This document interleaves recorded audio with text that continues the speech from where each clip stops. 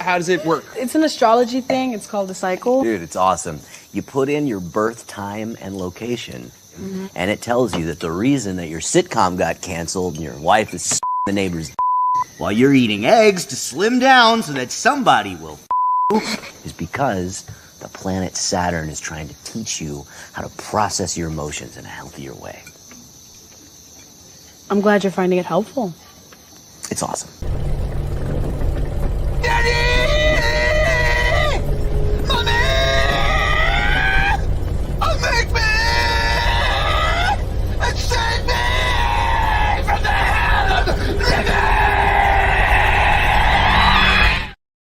Save me from the hell of living. But why? Nicolas Cage is still unhinged. Welcome, everybody.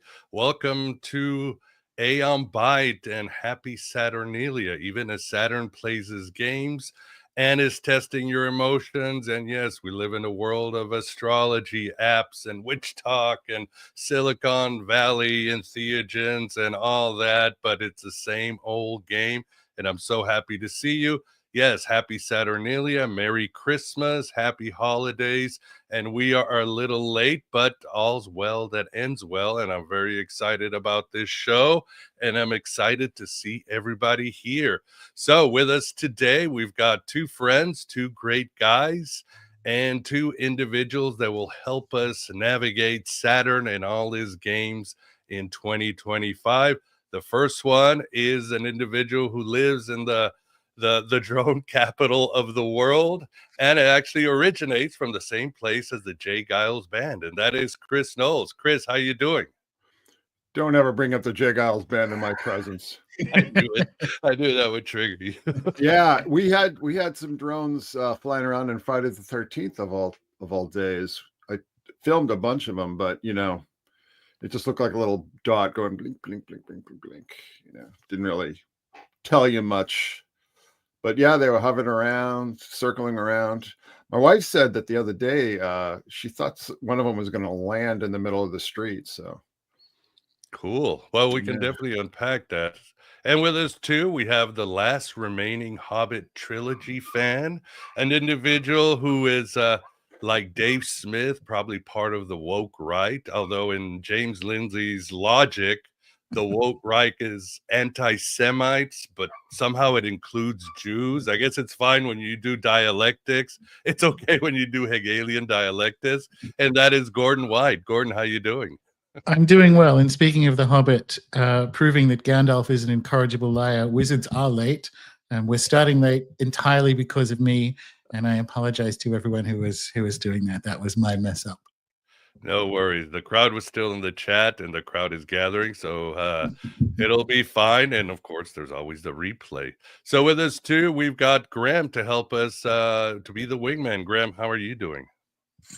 Oh, doing pretty good. Pretty good. I guess I shouldn't say that's not my bowling ball. That's my wife. That's not bowling ball. That's my wife. Tag.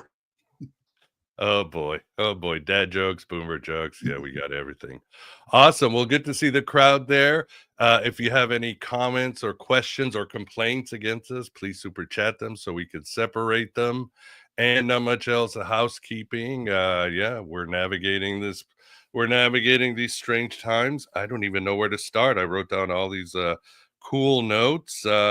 Yes, if by any chance Chris and Gordon want to flash their Blue Sky handle, that's up to them. So you guys can visit them there. But we'll see about that. Mine's Kamala Forever at Blue Sky Social. That's what I was going to pick. Now I can't. Now I'm going to have to ban myself preemptively from Blue Sky. I just want to also add that James Lindsay is clinically insane. So quite. Well, he has gotten away from the whole theosophy Gnostic trying to conquer the world bit. So now he's got I guess he's created a new boogeyman, right? A new dialect. He's like going through the Rolodex. What next? Like what is it going to be next? Like it's the same grift. It's the same grift with a 95 IQ. It's disappointing. Yeah, midwits.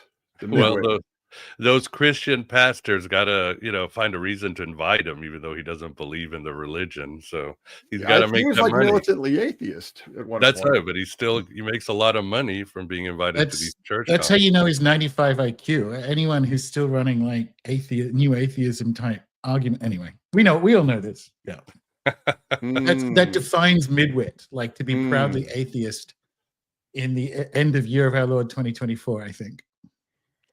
It is indeed. Well, that's well, this is the world we live in. Of course, that's what we have to decide. So, where do you want to start? You want to start with the drones? I mean, it seems to be such a very powerful symbol. There's so much to it. Obviously, projection, egregores, confirmation. It's got all the good recipes for magic and synchromysticism and the insanity of our culture.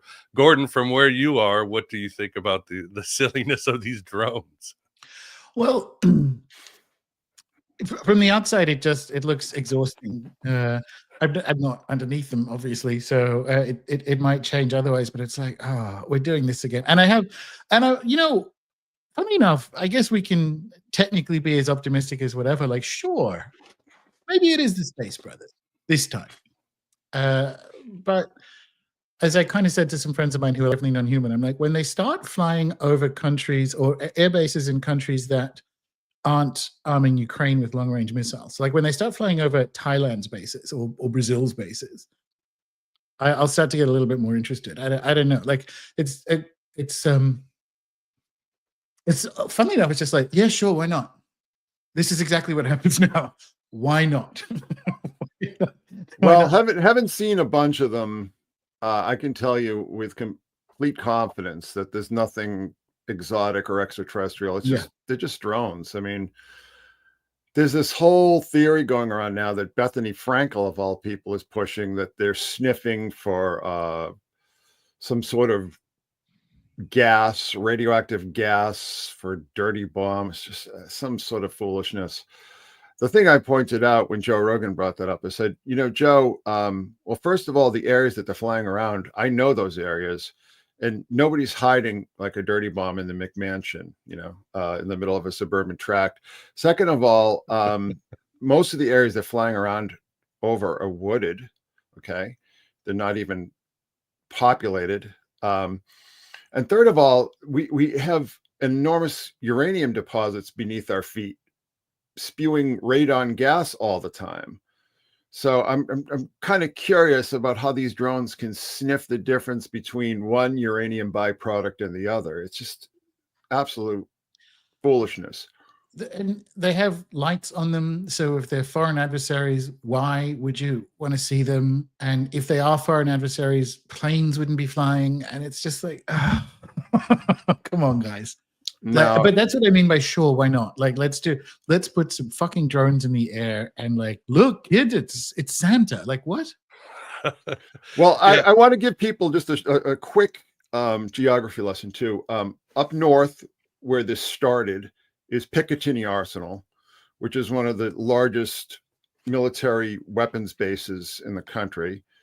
Down south, where these things were also being seen in a 50-mile radius around Joint Base McGuire Air Force Base. And then in the middle of that is the Naval Weapons Station in Colts Neck.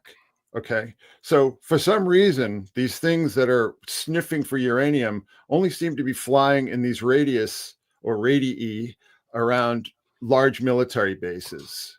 I mean, come on. It's just people just want to get excited about something. It's military beta testing. That's all it is. It's field testing. I mean, my theory is that what they've developed some sort of, and the reason why they're all flying at night, by the way, is that they figured out a way to like sort of hoover up everybody's Wi-Fi, and then they'll just sort of hoover it up and just collect it all, and then feed it into their big AIs, and then sort of translate it or whatever, decrypt it.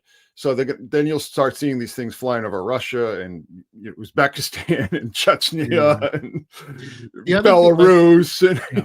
And as is usually the case with the Anglo-Americans, you'll see what the point was when they bring up the laws, because they have actually been trying to ban DJI specifically in the US for a couple of years because it's Chinese tech.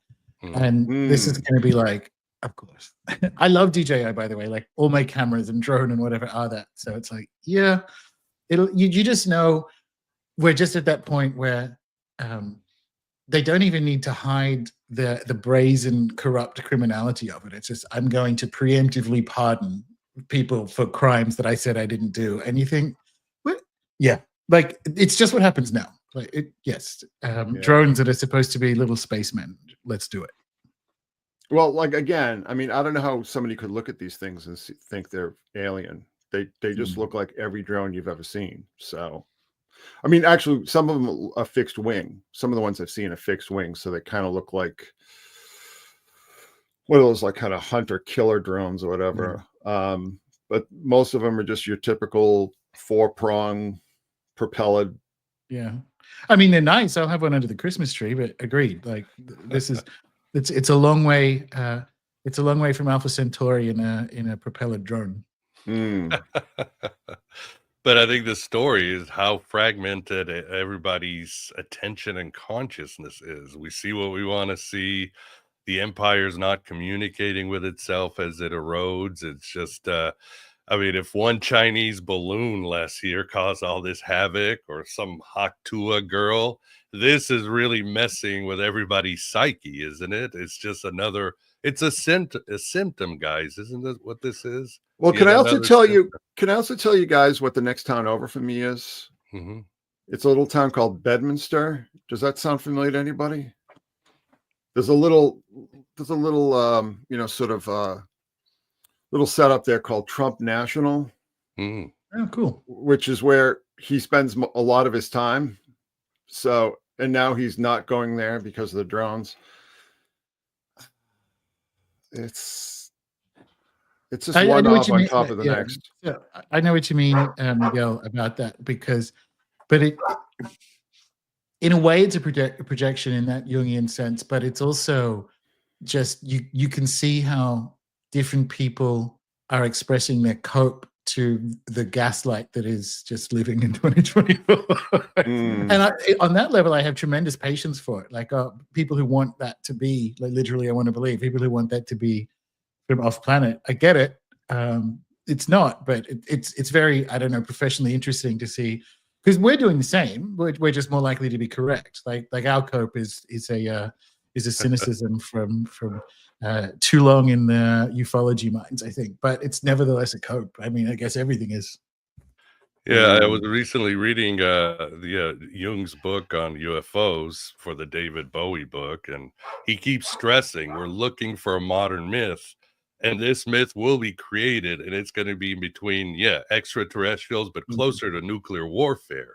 That's what the psyche is doing. That's where we're heading to. And I would say this is, as you've talked, Gordon, World War III. Somehow this is the modern myth we have to negotiate, and that's the reality we're projecting. Well, we've been negotiating that since 1947, haven't we? So yeah, exactly. That's when the UFOs really started exploding over the skies. Our science fiction world started, and we're still struggling for that modern myth. So it's same as it ever was, it seems. But what would you say, Chris, what would you say is the most secret sun event this year? I mean, I know today, of course, too many of them. The shooters, of course, her name or its name was Samantha. So you had that right there. Even when I read it this morning, I was like, oh my God, I know what Chris is going to post in about an hour when I was reading the news this morning. But there was so much. Yeah, well, so I've got a huge list because this was a very secret sunny year. Not quite as secret sunny as 2017, but pretty up there. These sort of lone wolf types. Of course, we had Luigi Mangione, whose former address at Buckley Court, of course. His parents own Lorien Health Services. I don't have to tell Gordon what Lorien's all about. And then we have Samantha, aka Natalie Lynn Rubnow in Madison. Natalie, of course, means Christmas. So there's an interesting connection there. Rewinding just a bit, we had Max Azzarello, the chap who lit himself on fire outside the Trump trial in Lower Manhattan. Okay. And then we had Jared Reviso, the Braintree Buffalo Bill, the the individual, I don't know what the pronouns in this case are, stabbing children in a movie theater in Braintree, Massachusetts, which was rather secret sunny. It's all been very secret sunny. I don't know. There's just so much. It's been a very busy year. The elections, the whole symbolism with Trump and the symbolism and the stellar symbolism that I've been looking at with Kamala.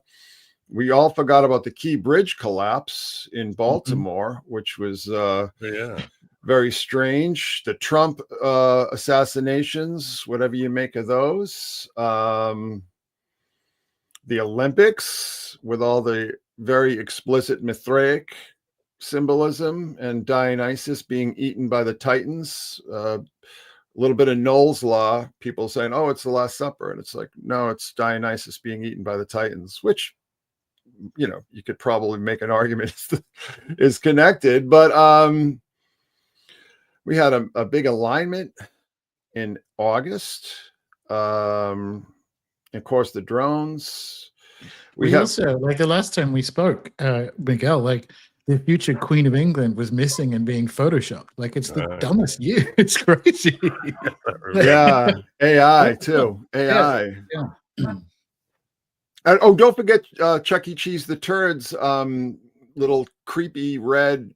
Yeah, that's true. I didn't mind that. Like, I wouldn't hang it in my house, but I didn't hate it. I thought, they're usually so boring, and at least that one is haunted. I don't know. Yeah, it's certainly memorable. It's certainly memorable, but it's also kind of creepy when you think about what we know about the Windsor family and their predilections over the history. I think he should have lent into that because I agree, because he's actually low-key proud of. They have literal Dracula ancestry. Like he has property in former Transylvania. He has a holiday home there, and he likes his Dracula ancestry. I think he should have lent into it. I think he should have been like, "That's right, that's right, that's what that is. Old sausage fingers is a vampire. Let's do it." Is he on his deathbed though? I mean, I'm kind of wondering. So. Like, yeah. Is he? What a life. And what about what is it? Kate there? Kate Middleton? What's going on with her? I mean, she hasn't been seen. Yeah. Who even knows? I think she was seen a couple of months ago, but I'm pretty sure she got the. I don't know about the other one. So wait. What's the? No. That's an injection. That's like a hyperdose. Like she got the injection. Oh, I see. And it now has rapidly growing cancer. So, you think Charles has too, or do you think his? I have no idea. Like, he's old. We forget how old he actually is, and evil. So, cancer does tend to find that. I have no idea, but I believe that the scuttlebutt from people who told me that at the beginning of the year was that she actually did. She got the real injections, not the fake ones that Macron and whatever got. Oh, and also speaking of England falling apart by the 2nd this year, don't forget the whole Southport situation. Yeah, which conveniently helped Keir Starmer as soon as he was elected, just basically shut down all the opposition. So a lot going on over in that little country there. Nothing good. Nothing happy, and they're real. Boris Johnson's basically salivating to carve Russia up like a turkey. It's like, good luck with that, Boris. I know. Yeah, it's definitely.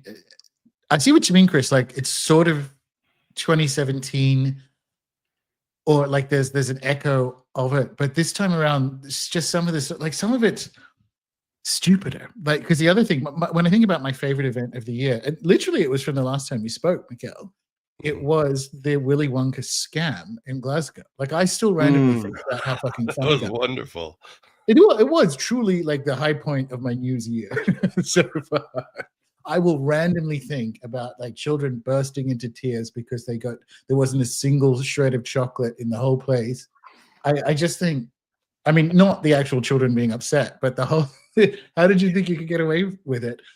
That's so dumb, and that's just 2024. Like the drones. Oh look, they're flying saucers. Like.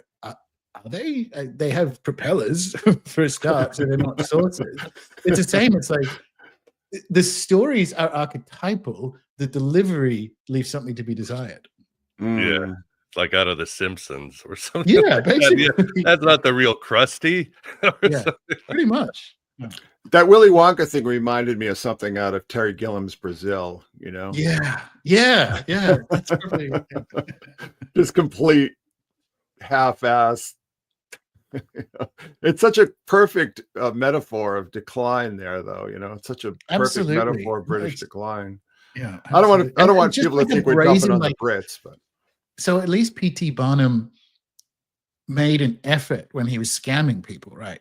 Like this was just a scam without the effort. Like it was just, I'm going to sell some tickets and I'm going to do a very Scottish thing of spending the least amount of money possible. And the gap between that was just too wide. And it's so funny. It really is.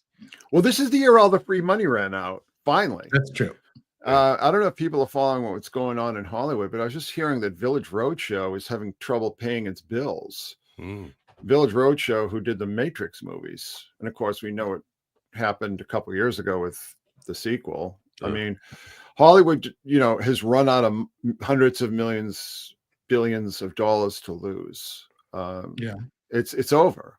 And people say, oh, no, they're just playing possum and it's all a big trick.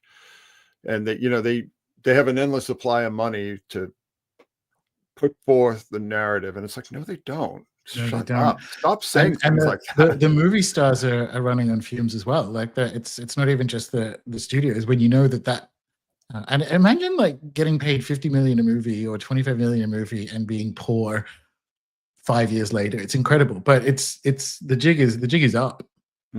Harrison Ford, of all people, is saying that he's taking all these roles because he needs the money. And you think, Harrison Ford? You mean like Indiana Jones, Han Solo? You know, be richer than God. How can this possibly be? But and what are you spending it on? Because he just lives on his like the plane isn't that expensive when you have millions, and you just live on your ranch. It's like, what do you have a gambling? Like it would be kind of awesome to find out what it actually is. Maybe he has the world's largest Fabergé egg collection. Like who knows? Well, don't forget California taxes have playing a big part. You know, you make $50 million and 25 of that's gone right off the top before you even say your word. So, but the point is that it's over, and now they're all freaking out about AI. We had what's that guy's name? Tyler Perry. Is that his name? Tyler Perry. You know, he was going to build this big movie studio, and like $1 billion movie studio, and they put it on hold because he's so worried about AI. They're actually building. So the old building where Verizon used to have its headquarters, they're going to be putting a movie studio in my town, which I can't even wrap my head around. You know, it's like, oh, the middle of New Jersey, you're going to be putting a movie studio in? Like, what's that all about? Like, very, very strange. But it all has to do with, you know, all these companies are fleeing California because they can't afford the taxes and the crime and so on and so forth. So how does this affect our mythology? Well, we are into the post-mythological age, my friends. It's over. You know, I mean, it's done. It's done. I'm telling you something. And like I said, I've told you before, 2020, my phone stopped ringing from Marvel because they just weren't bringing in the money anymore. And once that money runs out, it just has this huge knock-on effect. Ridley Scott did Gladiator 2. It has to make $750 million to break even. It's not even close. Yeah. So we are in a very strange period. And you know, one of the things I was thinking of, because I don't know if you guys feel the same way, but I feel like we're in this unreality stage right now. I feel like everything is just post-real now. And it kind of reminds me of like when you're at a music festival and like one band finishes its set and breaks down all the equipment and takes it off stage. And now we're sitting there watching like a completely new band set up. That's what it kind of feels like. Yeah. So I was going to say, like, just to agree with you that we might be into mythological rather than mythological, but we're definitely we're seeing the scaffolding for sure. There's nothing dream time. I mean, exactly. You talk about England, but suddenly you have, how is it all these governments like Canada, France, and Germany collapse at the same time? I mean, is that their script? Although the Feels like timing is weird. it. Feels like it. Yeah, it definitely feels like it. All feels stage managed to me. I don't know about Yeah. Gordon's really the guy you want to talk to about stuff like that, but it definitely feels like there's okay, out with the old, in with the new. Like the Obama era is over. It's done. It's completely done. And all what thing I would point out is this whole P. Diddy thing, I think is going to be a much bigger deal than we realize. And it's almost going to be like the Epstein thing was beta testing, because this is going to be the real killer. This is the one that's going to just really F everybody up the A. No pun intended. It's going to be I think it's going to be really bad. And it's going to be used in the same way that Me Too was used to clear out all the deadwood. So yeah, it may well be. Yeah, it's funny because I was thinking the same. Like, it's definitely worse than the Epstein. The Epstein stuff is just a classic spook operation of tricking powerful people into, it's like, well, she kind of looks 18, like, I'm sure it's fine. But it turns out she's not. But bam, we have your video. This is like, no, he's 11, and Beyonce's going to watch you. Beyonce's going to watch you do it. Like, this is this is very different. But also, you can't kill your way out of it. Like, I wouldn't want. I'd want to make sure Pete Diddy has life insurance, but like Justin Bieber is only going to need to spend one night at home on a few bourbons before getting on Instagram Live and be like, okay, like, this is actually what happened, and that's going to steamroll everyone else. Like, this one can't be contained quite so easily because a spook operation is, well, this is still a spook operation, but like the Epstein situation was better managed, like better run. This is a fucking mess of weird people who have sad little occult beliefs and all kinds of, like, it's gross. It is a swimming pool of baby oil and degeneracy. Well, it's also people that most the public cares about. Like, when you look at the Epstein client list, it's like, oh well, this FBI director, this senator, this Gates, whomever, Clinton, blah blah like, blah who blah blah. cares? Yeah. Richard Dawkins, Daniel Dennett. I mean, who cares? Alan when it's Dershowitz, people like who cares? Beyonce and Jay-Z, Puff Daddy. You talked about Justin Bieber. It would be interesting to reopen the Aaron Carter case. I think that might be worth looking into. So, I mean, this is like, I mean, who can resist it? It's going to be an incredible show, and I think they're going to run it like a show. But I would not want to be one of these Obama era superstars who they've decided that not only are you not going to make any more money, but we're going to take your money from you, which I think is a big part of this, an unspoken part of this. So there you go. I think they might have realized, and I'm surprised more of them haven't fled to non-extraditionary countries. Like, they wheeled everyone out for the Harris campaign, and it made things worse. It didn't even help, but like, it actively made things worse to get Jennifer Lopez crying on stage, who was in the room for a bunch of that stuff. It's like, well, you're expensive and you make it worse. We're going to do something different now. Well, the one thing, I mean, this is not mystical or synchromystic or anything, but I was watching a lot of videos with like very big people like James Carville within the Democratic Party who were pissed. Like, where did that $1.5 billion go? You know what I mean? But these are the kind of conditions that bring about these situations where, like, okay, it's time to shut down Epstein. Why was it time to shut down Epstein? Because if you look at the timeline, they wanted to get rid of all those old neocons. They wanted to get them out of, wheel them out of the White House and put in this whole Obama team, which is more focused on Russia and China and not solely focused on the Middle East. And the same thing, it's like the same thing that brought in and took out Epstein is going to take out Diddy, because now this is what I'm saying. It just feels like it's all stage managed. Like, we are watching this rollout. And I wonder, is Elon Musk really worth $500 billion. Is that real? Is any of this money real? You know, is Jeff Bezos worth all this money? Is Mark Zuckerberg, or is this all just inflated and presented to the public to manipulate us in certain ways, you know, to listen to these people?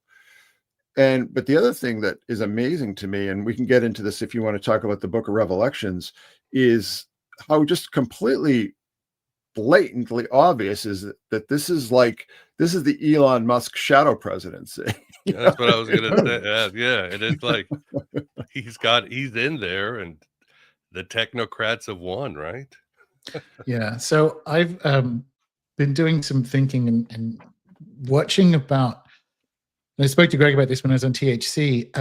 After the last time Trump won, that we had pussy hats and all the rest of it, which we didn't get this time, but also that the Democratic response, having just literally tried to kill him several times and call him Hitler, just melted like cake in the rain. And so Catherine Austin Fitz's speculation, which I rather like, is that the higher ups worked out that they can't get the control grid sorted down the blue road because it's too unpopular. Like that direction it's over. So they're going to do the red road. And instead, that was the deal that Trump cut to get to win this, because they could have stolen it like they did the last one, right? But not only did he get to win, there were no pussy hats. So, and he surrounded himself with like Peter Thiel, Elon Musk, and Mark Andreessen, David Sachs. And the very idea that you could somehow get a more Zionist circle around the president than the outgoing one seemed impossible to me, but they managed it. So it's like, okay, all right. That's a speculation, but the thing that I've been trying to solve is like, okay, why did they, after trying to kill him and call him Hitler, why was there nary a pussy hat to be found? And I think it's like, well, the red road to the technocratic rollout is going to work better as far as we can tell than the blue one, because the blue one was so unpopular by the end there. Well, there's some things that I would bring up. The end of the era of free money, because all that pussy hat, all that kind of stuff, that didn't just spontaneously erupt. That was all bought and paid for. It was all orchestrated before the inauguration ever happened. Okay. I mean, this was all an operation of very big money and spending a lot of money. They don't have that money anymore. Okay. Second of all,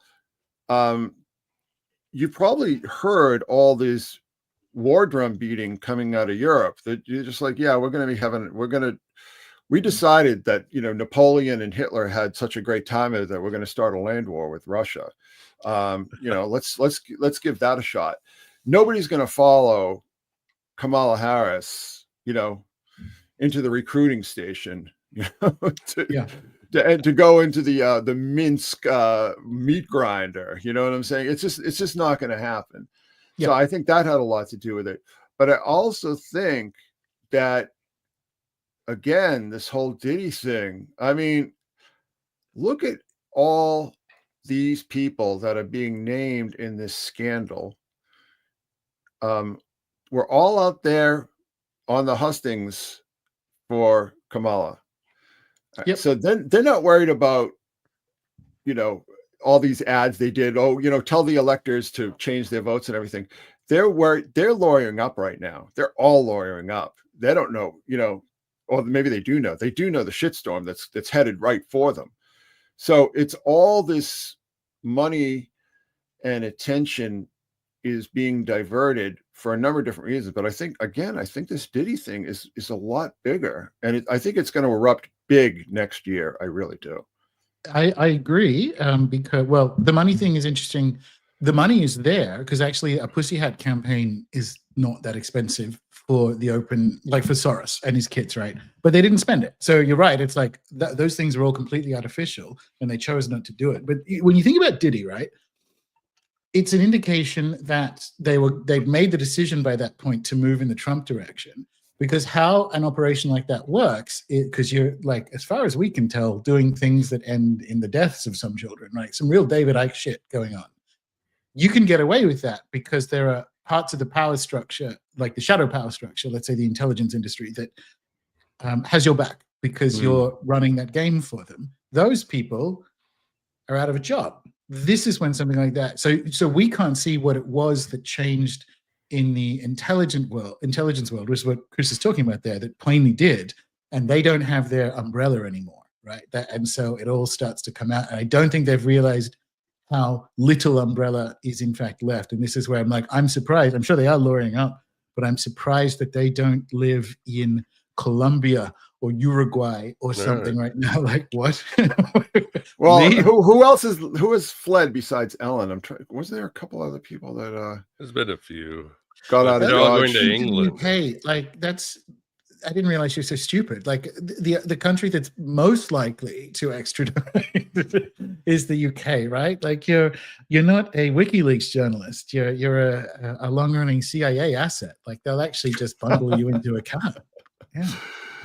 So I want to hear from Gordon. I'm going to take over your spot here, Miguel. I want to hear from Gordon. 2025. We've all heard all the predictions. I mean, how is this going to play out? What's the timetable here for the big shows in 2025? If you mean like nukes flying at each other, like full-blown World War III, the astrology still has that for 26, 27. I mean, it's obvious now. It will certainly be obvious by the end of the year. What we have, it's begun, but what we have now is all the major outer planets moving into a new sign. So all the big, slow-moving ones, over the next 15 months, all move. It's literally a whole new world, like reset, cosmic reset. That's a slow process, or an 18-month or so process. So if we can get to the inauguration, speaking of like sniffer drones and whatever, if we can get to the inauguration without the powers behind the potato somehow getting nukes to be thrown, then I think, but looking at the astrology, that's still what I say a ways off. Nothing gets better. It's just, but we're talking about like, okay, when does it get like that? It's still 26, 27, but it'll be very obvious by this time next year. What about the economy? That story's not good either. Well, you have what Pluto is in what Capricorn? I don't know much about astrology. Aquarius. Aquarius. That means that the old is gone and we have a new dispensation. And interestingly, so Aquarius is a sign of media, and what Pluto does when he moves into a new sign is reveals the corruption that he's going to burn off. So what we're talking about with Hollywood is in the same way when Pluto moved into Capricorn in 2008, we got the banking crisis and the bailouts, that just like revelation of like, this is how the world is run. Like Pluto, like the penguin in Batman Returns, just emerges from the floor with like the receipts. Like, check this shit out, right? So we have Diddy and the collapse of Hollywood. That's pretty much on schedule, right? But we also have Saturn is moving into Aries along with Neptune. So the death planet is moving into the war sign next year, along with Neptune. So like fog of war, naval battles, and so on. And the last, Jupiter, which is good, is also moving. But Uranus dips its toe into the next one, Uranus and Gemini next year. So the planet of surprise bitch is moving in out of the Earth, where we've had like fake meat and trans issues and so on, is moving into Mercury sign, the Gemini of duplicity and communication and so on. Just as we're getting like whatever AI turns into, it's undoubtedly like a step change in how we do mercurial things. So that's the beginning of that. So like if you look around the chart, all the big reality defining energies are moving into new homes. One thing I just want to ask before I let Miguel give him back the mic. What's this I hear that there's some sort of quasi harmonic convergence coming up soon? Well, so there's a bunch of stuff that's going on. This is what I think is really interesting. Like you can do a couple of metaphors here, like blind man and the elephant, or I just prefer to say unfocus your eyes. Because if you unfocus your eyes, I know something that Chris and I are in agreement about is when the Mayan calendar 2012 happened and people are like, oh, nothing happened. I'm like, disagree. And that's a multi-thousand year calendar, and we're just at the beginning of it, and look what's happened. If you unfocus your eyes and look at and this is, I've just done a 6-month time magic course on this, at prophetic models and multiple astrologies around the world, and things like the fourth turning and other historical cycle models. You unfocus your eyes, they're all looking at approximately this second half of 2020's decade that we're in. So that's, I tend to get more accurate by getting less, by unfocusing my eyes rather than looking for the more precise details. Because it's like, all right, especially when you're dealing with big things like World War III, to know within a 5-year window, it's approximately here is pretty good. And that's where so I just keep layering these models in to see if, and they all just kind of head with now, like 2025 to 2030, give or take, here we are. Well, how does this affect us on the microcosm, though? So we know that all these big forces are moving and setting the chessboard up, but like, what does this mean for the rest of us? So for me, I think apocalypses are an invitation to what's important to you. What would you like to be doing when you die? Like, you're walking to work with a coffee. Are you going to a call center? Like, what are you doing? That's on like on a mission or purpose level of like, if not now, when? Like, seriously. But the other side of it, and it's the real Jungian one. I'm halfway through a series of videos about this on the YouTube channel. When he was asked, how do we prevent nuclear war? He said, well, if nuclear war is going to happen, he's like, it will depend on how many people have integrated their shadow.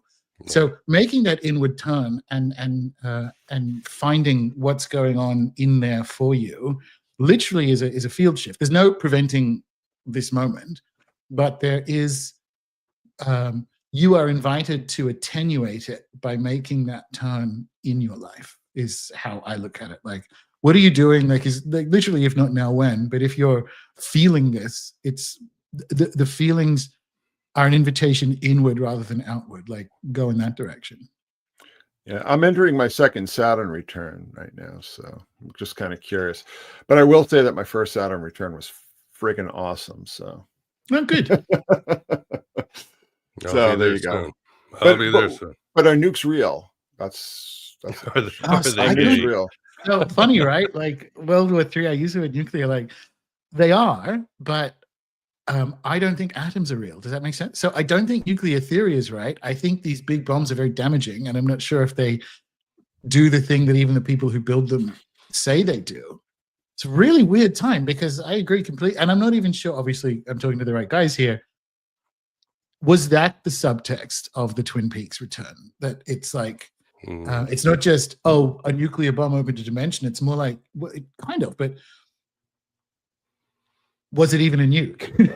I don't know. It was us. Yeah, again, it was the modern myth. It was us. Yeah. But at the same time, Gordon, what would you say about, we keep talking about World War III, and these days I'm like, what does that even mean? I feel like I'm in Mean Girls. What does that even mean, World War III? But at the same time, you're talking about Trump is getting what they want, the Z's. But right now, it seems like the USA, England, Saudi Arabia, Israel, I guess now we can add Turkey to this consortium, this cartel is getting everything they wanted, right? I mean, they could just push Iran. I mean, they're getting everything. What do they need more except for the Ruskies? So I mean, and Biden's still president. You know what I mean? It's like, yeah. Everything's the slaughter is continuing in the Middle East as well. So I'm not sure.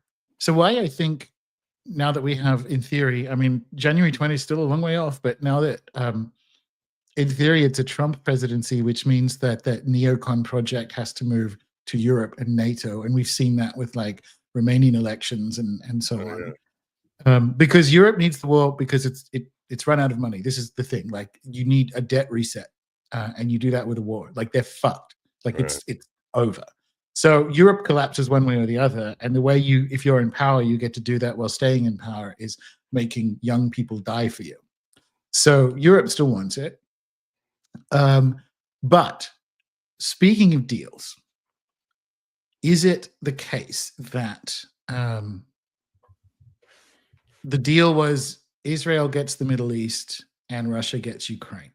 And if that's the case, because the real rubber hits the road when NATO brazenly is at war with Russia rather than this crypto war. And if the deal was that, and we can kind of see that in that fucking clown Zelensky's behavior, that's a speculation. But what that will do is kick the can forward until NATO can reorient and keep picking that fight, doing it differently. But that'll push it to the timing that I think it happens. I don't know. Like we're in all kinds of interregnums at the moment. That's a speculation on it. They're getting everything they want, but it's not quite, because what they actually want is, which is the demographic drift will prevent it. What they actually want is to maintain G7 control of the growth of G20 economies over the next 50 years, and Russia, China, etc. That's not. Those two things are at loggerheads. So in order to maintain G7 control, you have to bring everything down and Bretton Woods the whole world again.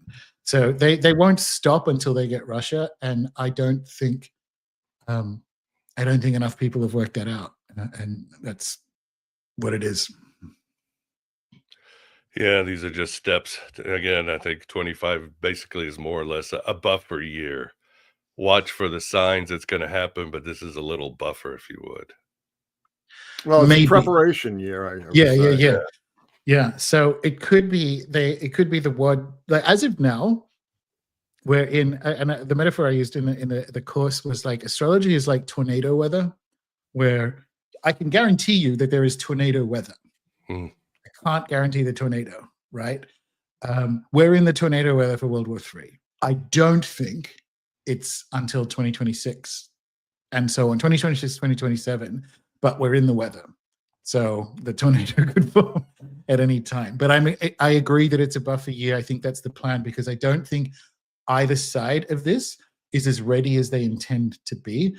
In the case of Russia, it's integrating Iranian drones and North Korean troops and so on into how they want to do this. And in the case of the West, it's having weapons that actually work and bullets to put. Fuck. Anyway.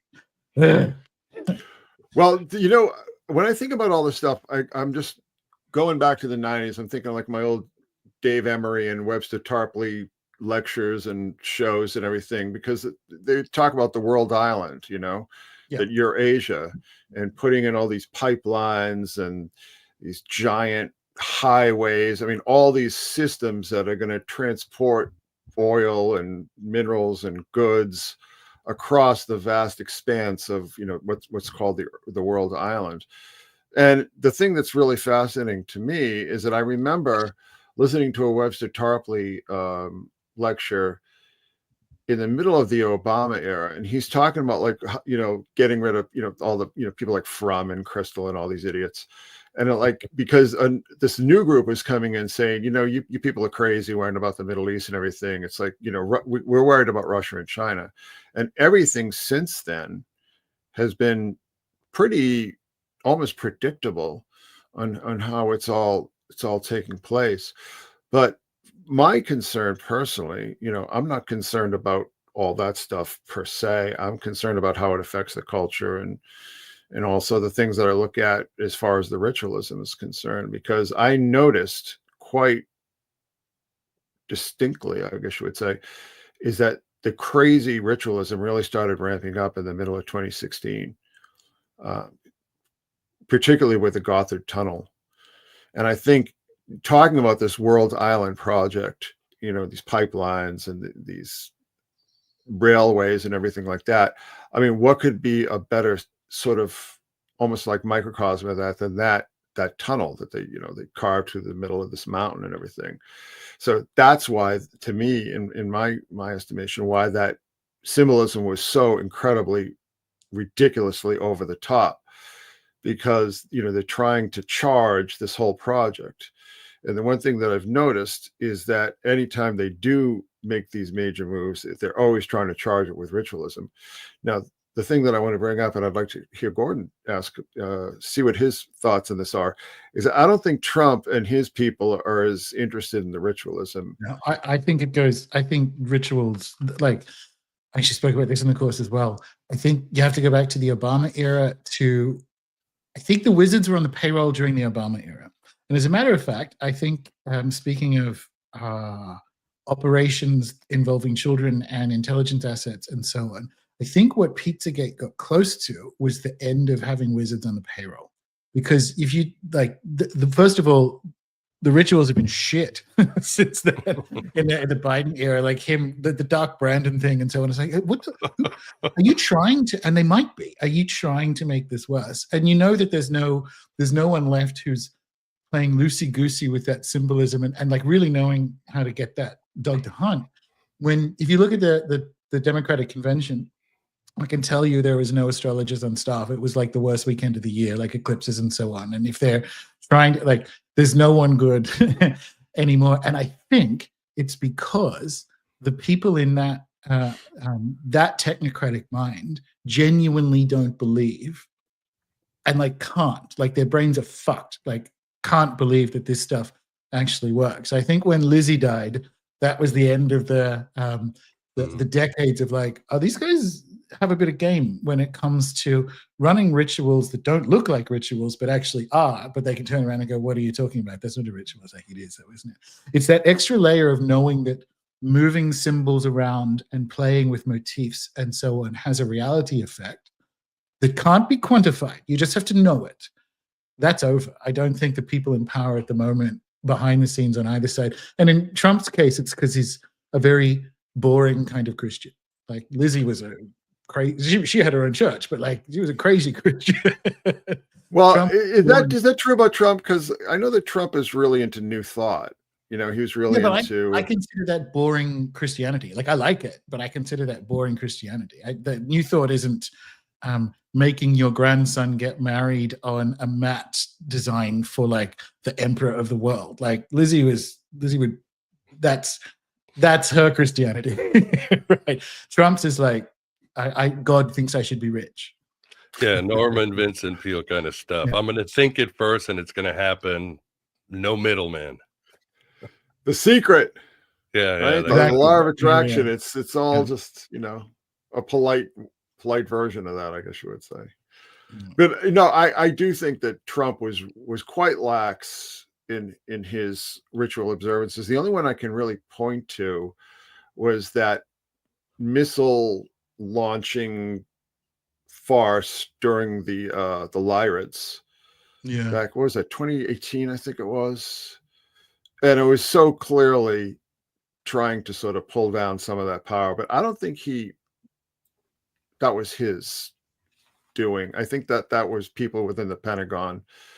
But I got to tell you, I'm so sick of ritualism. I'm so sick of these people and their nonsense that I would welcome a change of pace, because it's just so weird. And it's really just like a bunch of frightened children when you really get down to it. That's the thing that really bothers me, like traumatized children acting out fantasies. It just gets so and also sometimes including them. Like, so the Marina Abramovich era is over. Like, oh, thank God. But it is like you can feel that's the Podesta Clinton backroom of that syndicate, and that's over. Like, and it's all those, and it's fruity. Like, you know, I'm both gay and a magician, but that's fruity. That's not right. The stuff they're doing is weird and gross and is from trauma and causes it, and is frankly unnecessary for magic anyway. But that's all. And I kind of think so. Remember when the first time Trump won, I was watching an Alex Jones live stream, and it was around Pizzagate stuff, and he said there's not that much of this in Trump's world because he actually likes large, big-breasted Eastern European women, like plainly, like look at the people in his life. And it's sort of, oh yeah, that's probably true. Like if you look at the stuff, if there's going to be skeletons in his closet, they're actually going to look like Melania. They're not going to look like Justin Bieber. Well, he doesn't or Dakota Fanning. Yeah. In Clinton's case, right? He doesn't need the rituals. Like my kids from this marriage are all Gen Alpha, and of course they know Trump, but they don't know policy. It's all mythological, right? They're eating the dogs, they're eating the cats, and the Trump dance, and all. You know, he's already entered their psyche, but as this larger than life P.T. Barnum entertainer. So that's Interesting. where he's hitting the magic with the Well, kids. it's his TikTok and magic podcast. is a secular magic. If that thing could possibly be said to exist, I mean, he is sort of working. I mean, he does meme magic, right?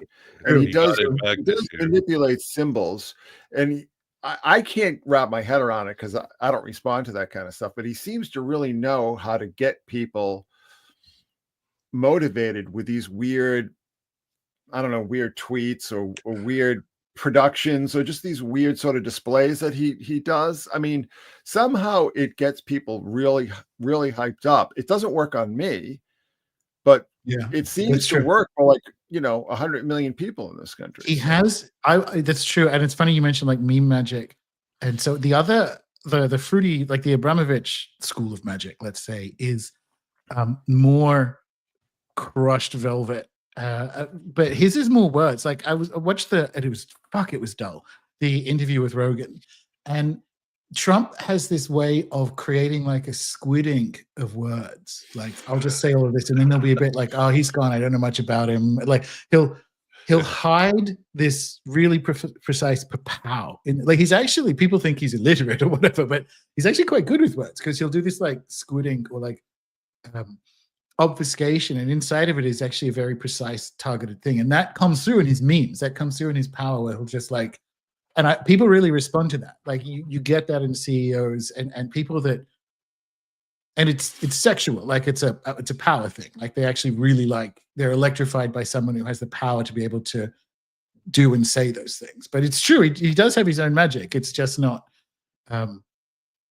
fruity high ritualism.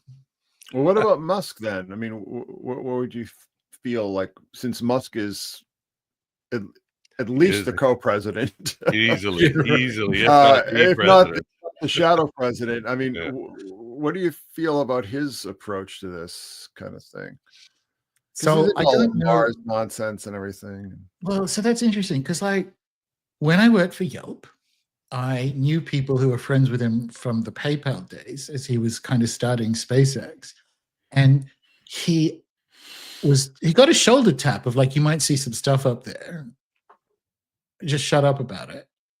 And because he really is doing it for like money and his version of transhumanism and whatever. Like he really, like, he's an entrepreneur. Like, I'm going to be the first trillionaire in space. I don't know, whatever that belief system is. And he didn't care.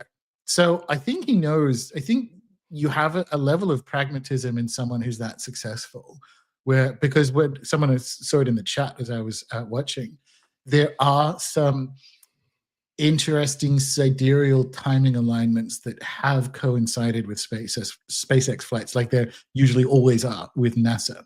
So I wonder if he doesn't have some of that pragmatism of like, whatever, some of this stuff works. But as far as I can tell, like, he is, what he says on the tin there about his belief systems are, I am an entrepreneur with these very specific quasi-libertarian transhumanist beliefs. But I think he knows in that pragmatism level that some of this stuff just goes with the territory.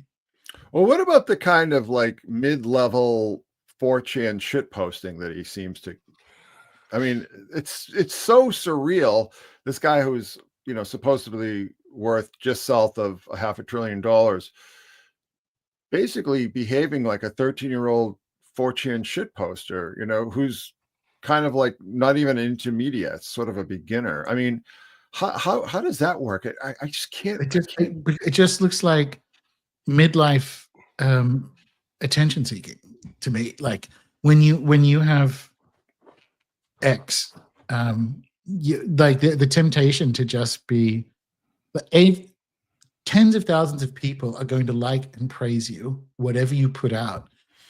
That's very addicting, but also it doesn't make you good. You won't improve at shitposting in that environment because you won't know what's good and what's bad.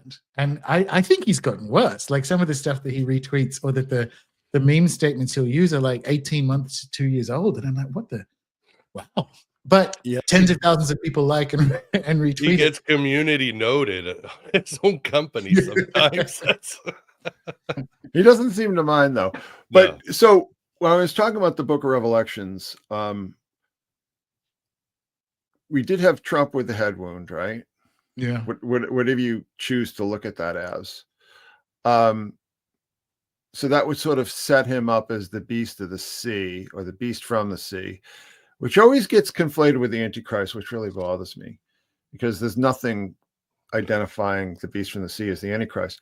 But Trump is from Atlantic City, right? I mean, that was his home base, Atlantic City. So we got that symbolism there.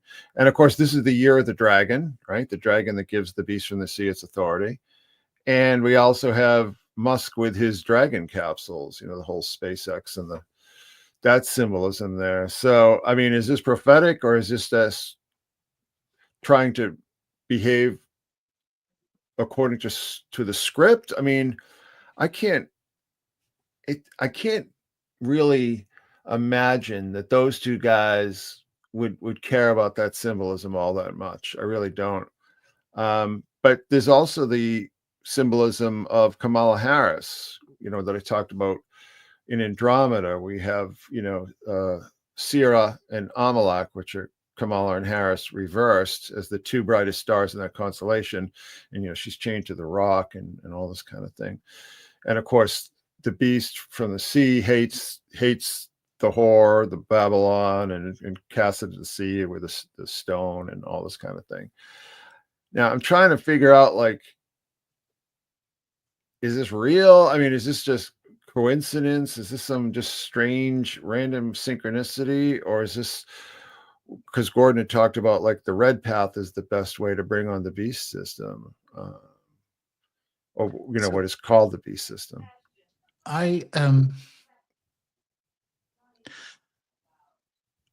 When we talk about prophecy and prediction, it assumes we have time correct, and we don't.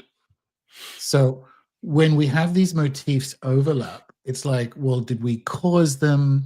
Are they predictive? It's like they just overlap, and that's the thing that we get wrong. It's like, oh, because they're all fucking weird, right? Like, what the fuck? What the hell is going on here? But in other times and in other cultures, we experienced time differently. So it would just be enough that they overlap. Does it have, and this is what I think synchromysticism is. It's what jungle shamanism looks like in a popular culture, because the shaman's job is to actually just look at motifs moving in the cosmos, right? Like, and have a take on what that might signify, but the motifs move regardless. And if that's true fundamentally about the cosmos, and I believe it is, spirit world, imaginal, whatever, then it's going to show up as things like synchromysticism in our culture. So those motifs and overlaps that you're talking about there, Chris, you go, that is weird. And it means nothing more and nothing less than there is an overlap there, rather than and to stay open to, like, oh no, maybe there is some fucking crazy guy, like with a Charlie Wall in the back room with the Trump campaign trying to get all this stuff to work. Or, I mean, it's unlikely, but you'd be open to it, to like, all right, it's a low probability, but it's in there. I like the medicine comes from staying with the queerness in the original sense of the term, of for me anyway, of like, that's weird. That's weird that is a match.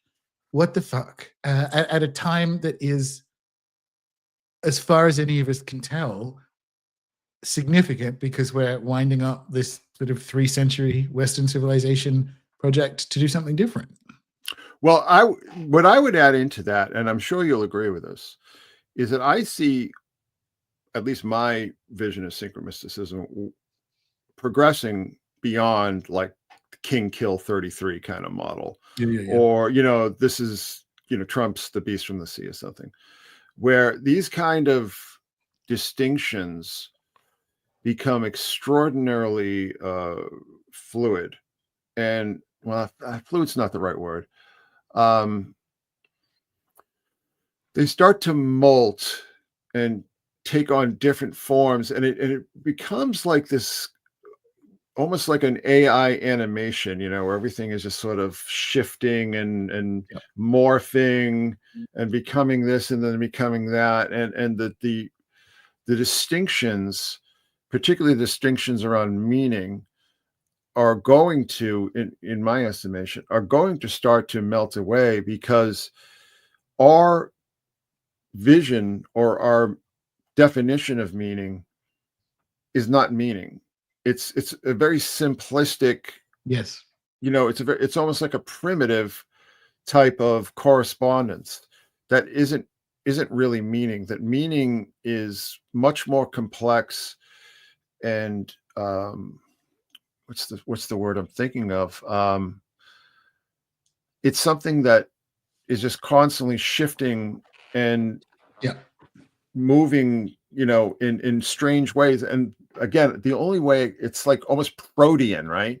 The only metaphor that I can use is like those weird, maybe even like, so this early primitive kind of AI things where nothing is really solid. Everything is just melting and morphing and change. And that's where I think meaning is going. And I think that's 100%. where synchromysticism 100%. is headed, at least in my practice. So one of the definitions that I like of an archetype, like, you've got one when you found something that is a font of continuous expression. So what you're talking about there, and that's what meaning is. I didn't say font of continuous meaning. It looks like the deep dream animations that you're talking about. Like it will continuously express, and that's what meaning is, not the expression at that second and then the one after it. Okay. And how, for me, that works, and if people want to picture this, like we'll use the Trump-Harris overlaps to the Book of Revelations. If you slide the human world in at the base, you have a world where it's like, oh, we have to maneuver Kamala and Donald underneath this story so that a certain effect will happen. If you reverse that and you put the thought beings of the Book of Revelation as the foundational stuff of reality, then the things that are emerging as continuous fonts are Trumps and Harrises and so on. And that's indigenous. That's why, like, what I mean by we're still struggling with passing the English language through the Enlightenment project in our attempts to talk about meaning as fonts of continuous stuff expressing and transforming in a world that's in flow. So Chris, I that's how I would describe what I think I just heard, but I'm in complete agreement. And I think synchromysticism is an example of, like, when you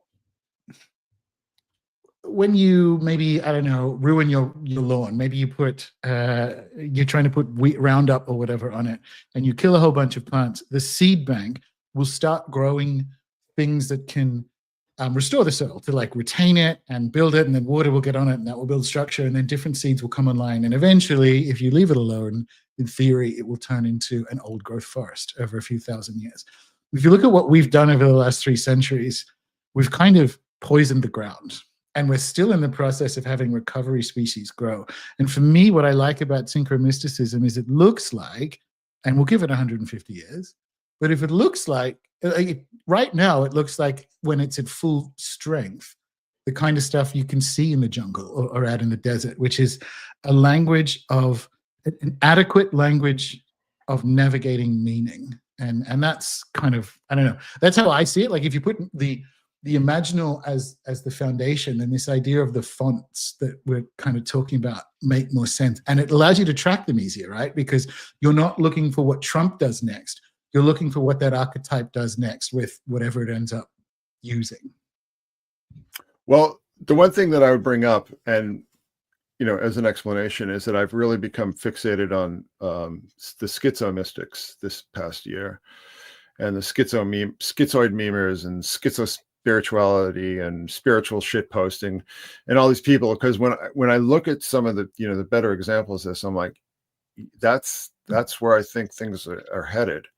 And it's like, it almost defies meaning, but the meaning is there. Like, when I look at that stuff, it's genuinely the most exciting thing that I've seen, the most exciting movement that I've seen online since discovering the synchromystics, because I feel like they're there, or they're getting there, or they see there, like they see there, right? Then maybe maybe not processing it or whatever, but it's like meaning beyond meaning, but it's like you understand, like you get it. Like it doesn't have a linear meaning where you could show it to a normie and say, see, this means this. But you know, if you've conditioned yourself to swim in these waters, you know, you see it. It's like I really do. I've done a number of posts on this year, because it's like it's the first group of people that I've seen that are sort of seeing what's really coming on a much higher level, you know, not on a political level, not on an economic level, not on a ritual level, not on a religious level, blah, blah, blah, blah, blah. It's like the seeing where I think synchromysticism kind of opened the door for. And I think the lines of demarcation between the synchromystic and the schizomystic are going to melt away in the future. I really do. So I just want to back it up to the Elon conversation, because someone in the chat said something really valuable, which was that he's playing a degen crypto bro. And that's one of the explanations. And I think that's fair. One of the explanations for like, why are you so shit at this? And I think because he's at least LARPing degen crypto bro, which in fact, he might be intelligent enough to pretend to be doing that with the plans for digital currencies that are in the wings or in the offings. But I get like what he means. Like that's a personality he's playing on X. And I think that should be factored into it. Anyway, I thought that was really cool, and we'd moved on, and I wanted to share it. Good deal. Thank you. Good deal. Yeah. So wait, I want to, Gordon, since he's my prognosticator. I mean, I know we've sort of talked about this, but I don't know if your feelings have changed. I mean, does the red path lead to the digital panopticon inevitably? I mean, or is it's, speaking of stories that are continuously true, the Tower of Babel is continuously true. It's going to get further, but it can't work in reality. Like the Tower of Babel is a warning. Like it's a warning in the sense of a mother smacking the hands of a child, getting it away from a hot stovetop. Like, don't do that. It's really bad. So yes, it's going to get further, but it's never going to work. Like it relies on like an insanity, like a mental delusion, which is technocracy, which is the idea that the entire cosmos, down to atoms, which probably don't even exist, are better under management, you know? And so, yeah, it didn't get further. It's, and that's, I thought, so it's a race as to what brings down the West, okay? World War III, losing it, by the way, or attempting to implement a technocracy and that bringing down the West. But no, like it's going to get further, but it's not going to be, because it can't work in reality. It's like it's like worrying about unicorns or something. Like, yeah, it won't exist in physical reality. But I assume it'll get further. My guess would be, from a Trump perspective, you guys will get digital IDs to work out who is legally and illegally in the country. That seems obvious that that's one of the ways he's going to have to fulfill his campaign promise. So things like that, yes. Are they going to work that well? They never do. So let's find out. Well, the thing that I keep pointing out, and I sound like a broken record on this, is the competency crisis. Oh, you know, all these plans are going to come up, you know, smash up against the brick wall of basic competency, where we are raising a new generation, at least half of which do not have literally any basic skills whatsoever. Yeah. And teachers all across all lines, racial, cultural, sexual, all these teachers, whatever, political. I mean, most of them are very, very liberal. They're like, I quit. I'm getting out of this. And my question is, what do we do with these people? You know, what do we do when they've been passed? They've been passed up. They've been just thrown up the grades. They get out with a diploma, but they can't do basic math. What are we going to do with these people? What is a highly interdependent, sophisticated, complex, technocratic society going to do with people who can't literally tie their own shoes? I mean, that's a huge issue, and I think that will be the Achilles heel of, you know, this Elon project, let's just call it. Yeah. To some extent, we're already there, in the sense of we have killed and maimed more of our workforce than I think people realize with the injection regime and we've never recovered. Like everything is worse since 2020. Air travel, like just competence is gone. And part of that is everyone's overworked, because part of that is everyone, a whole bunch of people, let's just say, left the workforce, right? And there's, the people you're trying to replace it with, there isn't enough of them, and they're idiots, to Chris's point. So it's not good. But like, this is just what happened. Like civilizations collapse. It's that whole like hard men create good times quadrant thing. We're just in the bad quadrant. We're coming to the end of it, if that helps. But well, do you think that people like Musk and Trump and all these other, PayPal mafia and everything, do you think they recognize this reality, not even a possibility anymore, and they have at least some sort of plan for it, or do you think they're just going to wing it? The outgoing guys had the plan for it. They had the Yuval Noah Harari plan of like basically universal basic income, kill you, shorten your lives, universal basic income, sit at home playing. Logan's Run, basically. Yeah. The outgoing guys had that plan. I think, at least in the case of Elon, this is my speculation, he's a little bit more utopian, that actually robots will fix everything anyway. Which they won't. No, of course not. Well, nothing fixes it. Like this is just where we are, and it's not black pill. That's just how seasons work. Nothing fixes this. This is just it. Yeah. Well, what about AI? I mean, how do you feel about where that's going? I at the moment I'm more bullish than I was at the beginning of the year. I think it's basically just at the moment anyway. I'm more bullish for people who are intelligent with AI. Because it's a much more efficient way of essentially, because Google's broken, it's a much more efficient way of searching for information that you are allowed to have. That's what I mean by it's good in intelligent people's hands. Like I'm not going to be asking ChatGPT about 9/11. So there are some optimizations in my life that have come from using AI. I think it's just like the arrival of the iPhone or the arrival of Google. It's a weapon of the enemy that you can take a few hits on your health points to use if it's used in the right hands. So I'm not worried about it. I don't think it's going to take over because it's basically a better way of Google searching. But yeah, that's it. Well, awesome. If anybody has any questions, please super chat them for Gordon or Chris. Graham, how are you doing? Do you have a question or comment? I was going to sit there and say nobody yet has mentioned what I consider the most important event of 2024, the Jake Paul-Mike Tyson fight. Vance, did you sit there the whole time from the beginning waiting to jump in with that?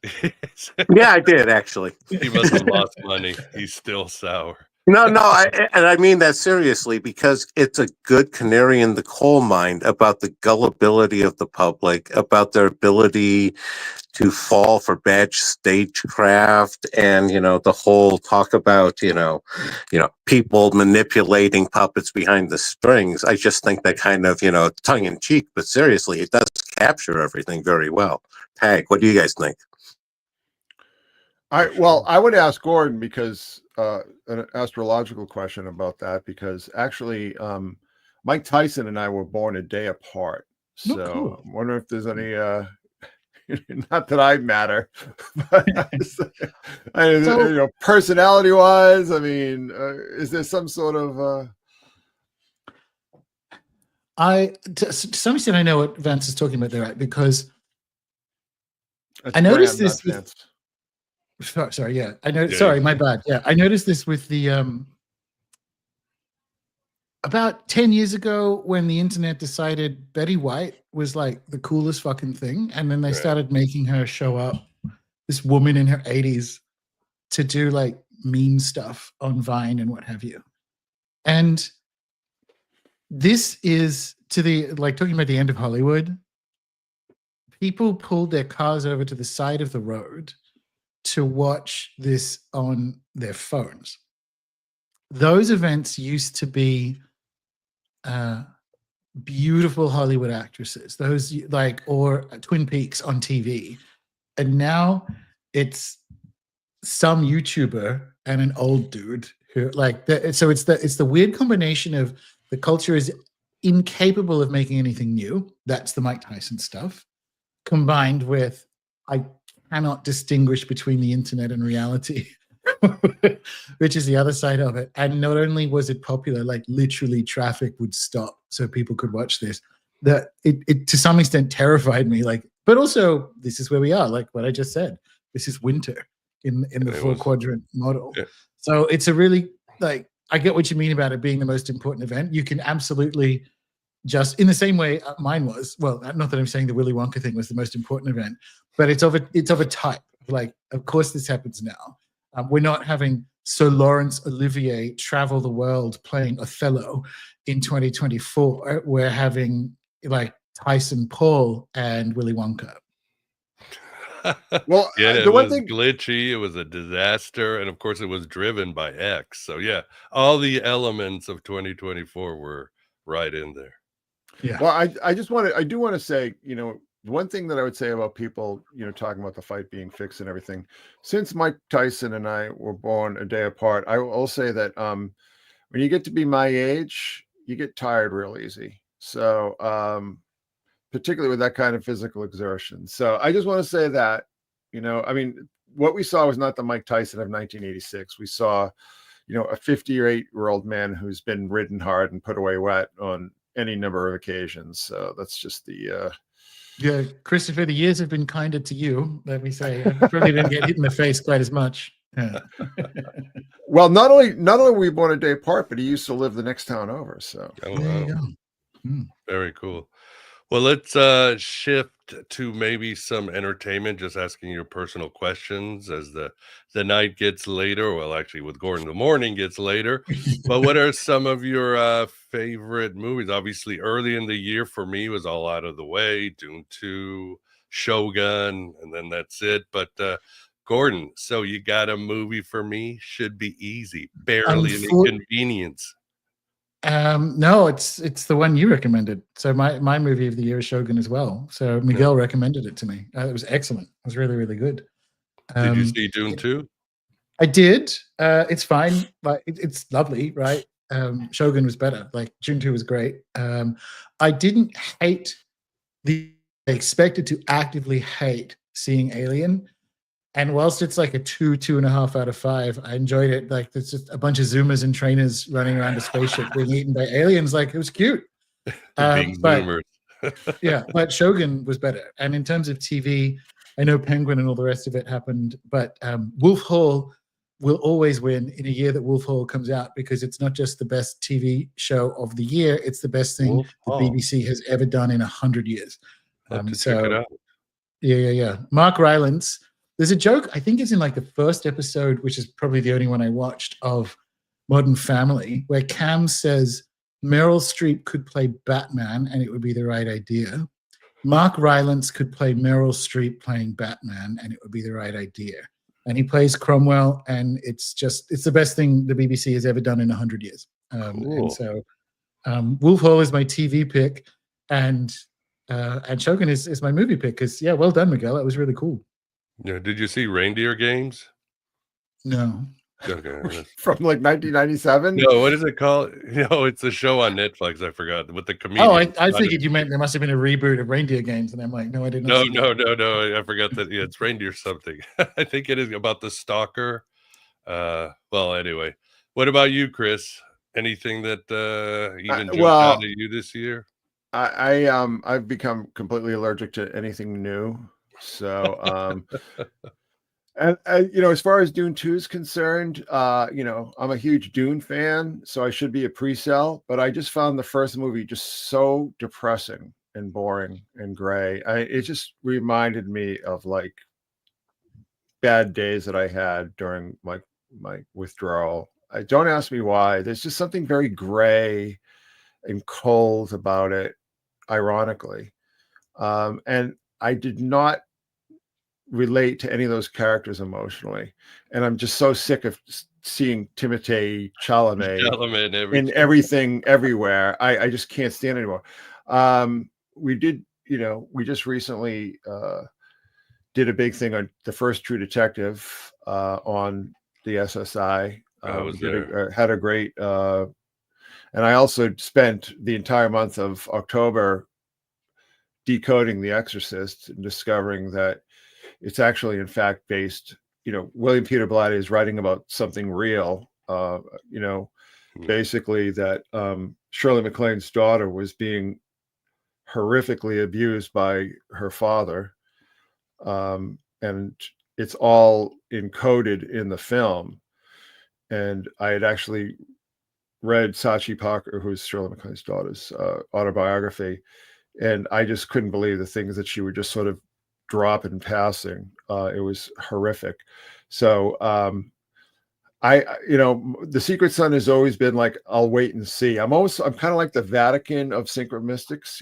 It's like I have a different scale of time, because I'm so old and everything. So I don't respond to new. And plus, I was so burnt by Hollywood for so many years, not even just the woke stuff, but just like bad product, that I became very allergic to new things. Everybody says they love Shogun, so maybe I should try that. So Yeah, it's certainly good. Certainly very good. So was yeah. It was. House of the Dragon wasn't as good as season 1. It's like a filler season, right? Yeah, same as June 2. Like it's fine, right? Like I enjoyed House of the Dragon. It's not in the Wolf Hall is at the top of the list, right? But yeah, you look at it and go, yeah, there was some fine stuff this year, but I barely watch. It's not. I think I enjoyed the 17. There's about 17 seasons of RuPaul every year, and I think I enjoyed most of them more than any of the scripted entertainment. And I don't even like it that much, but it was just it was on. RuPaul's interesting times. Yeah. RuPaul's. I need weird though. I need things to be weird. Okay, I can't stand. I've watched way too many movies and television programs for the past 58 years, and I'm just so jaded. And I just need Shogun's great, whatever. It's just like, yeah, but is it weird? Is it surreal? Like, does strange weird shit happen? Because I don't really want to watch anything that isn't weird, or it has some weird elements, I mean, like the first True Detective is really weird, right? It's like, it's weird as hell. And that's why I love it. And I just can't watch conventional entertainment anymore. It just bores me. I just tune out before it even begins. I need things to be straight. I need David Lynch, or, say David Lynch is sort of like this platonic median, I need things, sort of on that spectrum, or I just can't pay attention anymore. It's a terrible thing to admit, but it's true. No, I get it. I was thinking of stuff in that area. There's nothing for you this year. It's quite like that, Chris. Yeah, definitely. Yeah, well, so what am I going to do? Yeah, there doesn't seem to be anything good in 2025. I, for one, I do love the show Severance. I think it's some of the best Philip K. Dick Gnostic fare in years. The first show, so I would advise you guys to watch it. And of course, I'll keep banging the drum for Andor, which is the best Star Wars and really some of the best Orwellian philosophical sci-fi I've ever seen. But that's about it. I think the final or the next season of Foundation is out soon. That's what I'm looking forward to in 2025. Mm-hmm. Yeah, my wife loves it and hates it at the same time. Is she correct? She's correct about the loving it. Okay. But she's a big Asimov fan. I mean, right. She read every book that he's ever written, and so then she's probably a loyalist. Yeah, she's a loyalist. Yeah, a purist. What about you, Graham? Anything that you liked?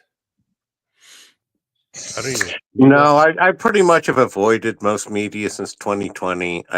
From what I hear though, Endor, it's no Acolyte. Tag. Acolyte, yeah. Well, there's nothing wrong with hate. Well, that was weird, but just in a bad way. Very bad way. So yeah, well, as we get to the end, I think this is a good question and super chat, because we can talk theory and all, but what's advice to get through 2025? Time Lord, thank you. Any predictions on spiritual trends for 2025?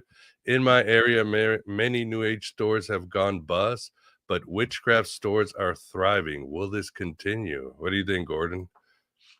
The spiritual trend for 2025 is orthodoxy and literal Christianity. This is just different, like New Age stuff. None of these are well-managed businesses. It's just the witchcraft ones have a more recent business loan. They'll be gone soon too. The spiritual trend is in the direction of Orthodox Christianity and other dank forms of Christianity. I disagree. I think they've already peaked, to be honest with you. That's not what I see. Okay, well, we can agree to disagree. Yeah, absolutely. Exactly. Yeah. And what advice you have for people to navigate the world next year? For me, it's going back to that same thing. It's like look at where your interface is with what's going on. Like make it count. We should always do it, but it just becomes more urgent and more obvious when things get more precarious. And funnily enough, talking about things like media is one of them. It's like there are, and Chris would agree, like the best days of TV in Hollywood until the end of the West are in fact behind us. So when you get on Netflix and you can't find anything, don't settle for a 2 out of 5. Go and actually watch something good, right? Like that's one of the benefits of the digital world. You in fact can go and spend a couple of dollars to get the original Twin Peaks or whatever. Like if you haven't seen it, that you can. And that's part of that cultivation and inward turn. Like be around good art. That's real soul nourishment. Or read a book. True. I've discovered that like reading actual paper books is just a fantastic way to restore your shattered attention span, and works rather quickly. Yeah, same as it ever was. One last question from Mike. Frank, what is the safest place on the planet according to the stars, or are we all doomed? And thanks for that. This is a Gnostic podcast. You're all doomed. Like, yeah, we were no one gets doomed. out of here alive. Right. The Archons are going to win one. The Empire will win. And well, they win down here. We get to go home. But like, if you're in a class that can afford bunkers, it's a different story. But for the rest of it, it's like you came here for this. That you literally picked these landing coordinates and to come down here. So. Yeah, I don't. There's no safe place on a Gnostic planet. How about that? No, accept your mission and know exactly. Yeah, and know you're going to do it. There is a solution. You will wake up, and everything will be wonder again. Yeah. Why do you think people are converting to orthodoxy? What do you guys think? Mystical. It's a mystical tradition, and it's very ancient. And it's very alien, and that I think is the appeal for a lot of people. Unfortunately, too many people see it as a venue for their politics. Yes, which is not only not going to work, but the metropolitans, let's just say, of the Orthodox Church are very, very unhappy about it. They're very unhappy about being painted as the based religion. So I think there's a lot of rubber going to hit the road with a lot of this stuff. So this is where Gordon and I just disagree. One thing I should say is I'm seeing a real resurgence in interest in Buddhism, which is and it's not as prevalent as based Christianity is on Twitter, but I'm seeing a lot of it on like Instagram and Facebook and so on. So there's also easy answers in the face of stuff that is going away. I get what you mean. Like what a man and a woman is in Orthodoxy is defined. Right? I can see why people, but also as narratives, the people I think of that have moved in that direction have done so because they've been overwhelmed by, let's just say, the failure of their narratives, particularly if you were like shit lib left and all of a sudden we've got the fulfillment of the shit lib promise and it's terrible. You kind of go crazy and you need safe, secure answers. And what Orthodoxy is like, oh no, we have a church father in the 400s who sorted this out for us. This is what it is. that's immensely appealing in times of, it's what always happens in times of uncertainty. It's like people will psychologically retreat to safe certain answers. And in terms of attendance, it's the only church, or it's the only discipline of Christianity with growing numbers in Australia, at least. I haven't looked at the US. It's not massively growing. They're not like beating down the doors, but I mean, and Anglican churches are empty across the world, and Catholic churches are filled As with well, old they people. should be. Yeah, yeah, exactly. And Catholic churches are filled with old people because we don't have that many Latins, or we have some Filipinos, but Orthodoxy is actually growing. And I know what you mean, Chris. I think many of them are as surprised as we are. Like, the fuck are all these people from Twitter doing in church? Like, yeah. Well, see, but there's an interesting problem here when you look at how religion grows, is that it's always based, it always has a, like, it's not based, but it always has a base. So like when Islam was growing, it was because of all the oil money in the Gulf, which was being put into mission work and, you know, what they version of evangelism would be. And when, you know, the evangelical movement, it was all that Reagan era money. Okay. Yeah. And it was Yeah. like, it was part of this demographic ascendancy. The Orthodox world, you know, Eastern Europe, Russia, is in free fall economically, demographically, you name it. I mean, you just look at, you know, the Balkans, Greece, whatever countries follow that tradition in that what's called the Orthodox sphere, right?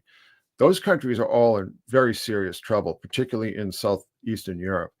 So I don't see, unless Putin is going to be willing to put a lot of money, and he's only going to be willing to put a lot of money in the Russian Orthodox Church, I just don't see the interest sustaining itself. Oh, I mean, that's not a comment. I mean, I weird. think Orthodoxy is beautiful. I think it's wonderful. I really do. You know, if I had to choose a church, you know, that I think has a very powerful mystical bent to it, it would be that. But at the same point, it's inherently alien. It's just, it is, you know, I mean, its assumptions, its way of viewing the world is alien to the West. It is Eastern. It's a very Eastern way of looking at the cosmos that we just don't understand. Yeah. And I don't know if people in the East, in the Orthodox world, even understand it anymore either, because they've been so globalized.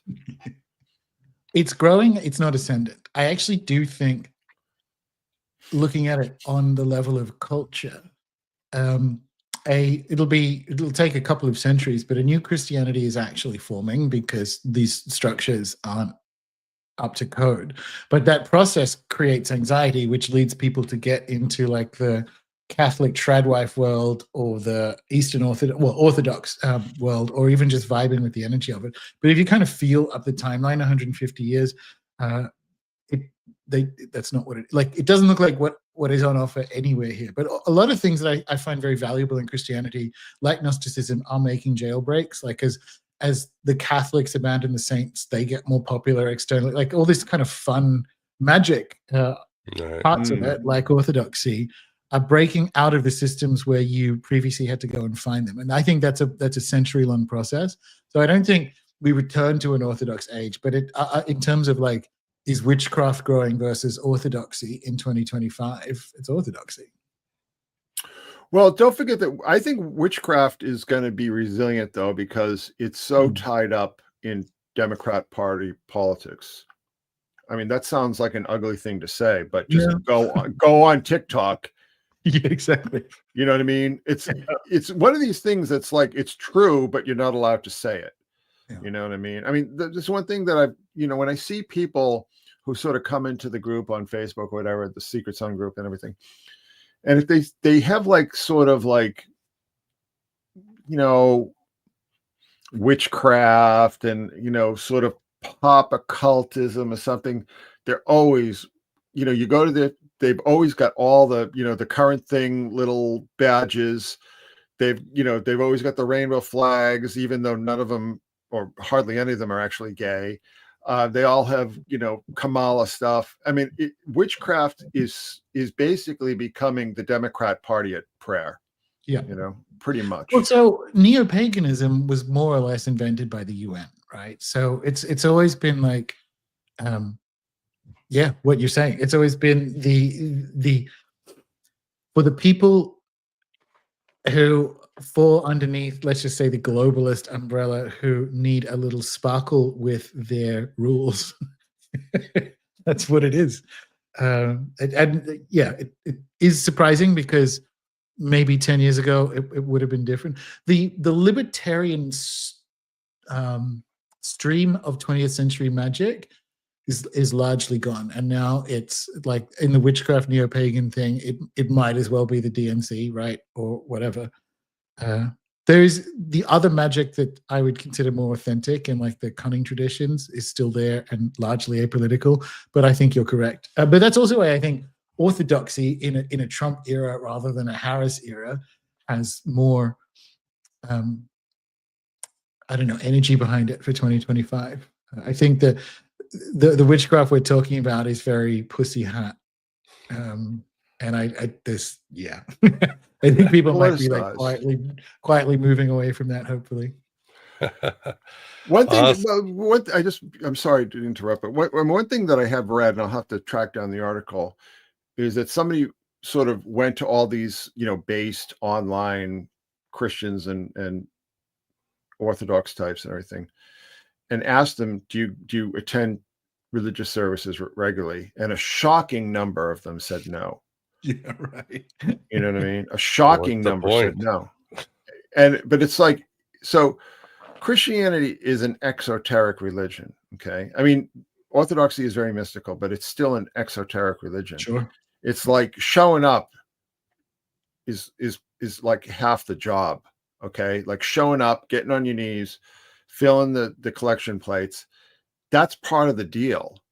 It isn't about, I think a lot of these people are just, making based memes and don't actually believe any of this stuff. And I don't want to speak dismissively again, I have very high regard for Eastern Orthodoxy, but I just don't think that a lot of these people who make a lot of noise on Twitter about it actually walk the talk. I just don't think they do. No, I agree. But then same thing for witch talk. Like no one cares about doing spells. They're just buying little candles and making phone videos of them. So yeah. Awesome. Well, we better wrap it up. It's been a great discussion, and really appreciate it. Good comments in the chat, and good advice for everybody. Again, as we navigate these Gnostic times, this Philip K. Dick world, and this age of Hermes, as I say. First, Graham, thanks for keeping us company and keeping people an eye on the chat. Oh, always a pleasure. Always good fun. Thanks, guys.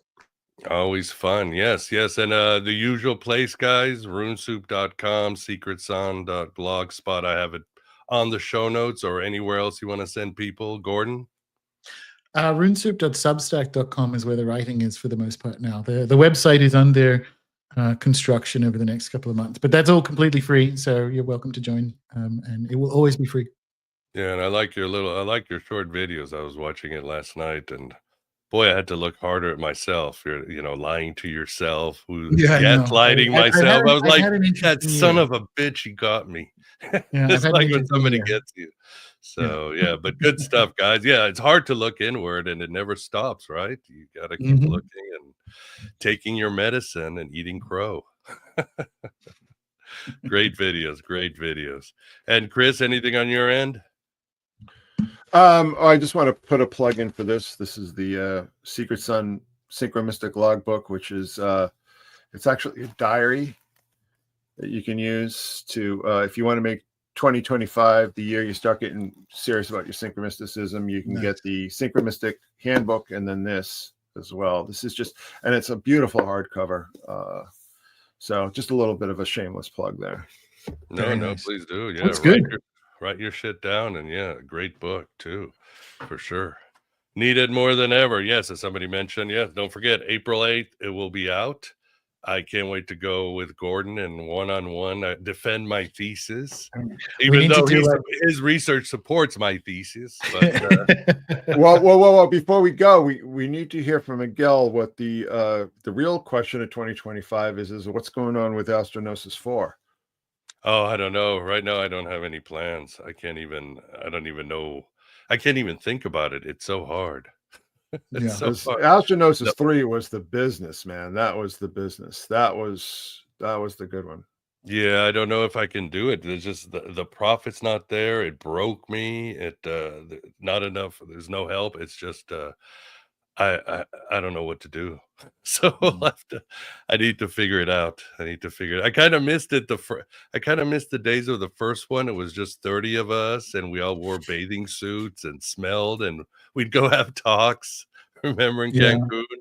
I wish I could go back to that. Well, like there's Astronausis instead of conference, like camp. Do you know what I mean? Like just pick a venue and then say you and you're talking, and then otherwise, I appreciate, because I have a background in events, like yes, the effort in versus the money out, if it's not a corporate event, is not there. That's the problem, is I can do online marketing and sell tickets, but I was in events too, Gordon. You need sponsors. Oh yeah, of course.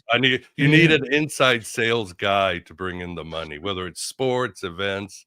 You need $10,000 sponsorships for the tables at the award show. Like, right. Yeah, it's probably not our crowd. And that's my weakness, or that's something I don't have the skill at. So if we could find an inner sales guy, or I can bend Alex Akiris's elbow or something like that, some option like that, So we'll have to figure it out. Yeah, we'll have to figure it out and get some sponsors for sure. And yeah, are you thinking of being in the United States next year, Gordon? Like Tampon Bay? Maybe that, like, if we can get to early January without, I don't know, whatever these drones are sniffing, it's probably not that, but like I can firm up some plans for 2025 at the beginning of the new year. But if there are plans, it will be Florida in March for an event with Greg and obviously my South America nonsense. That would be awesome. Yeah. And it was Greg is like, yeah, he had the same thing about events too. He stays, he keeps them at the right, like the meetup level, which is pretty cool. That's you either do meetup or you have to be in an industry or category that can do things like sponsorships.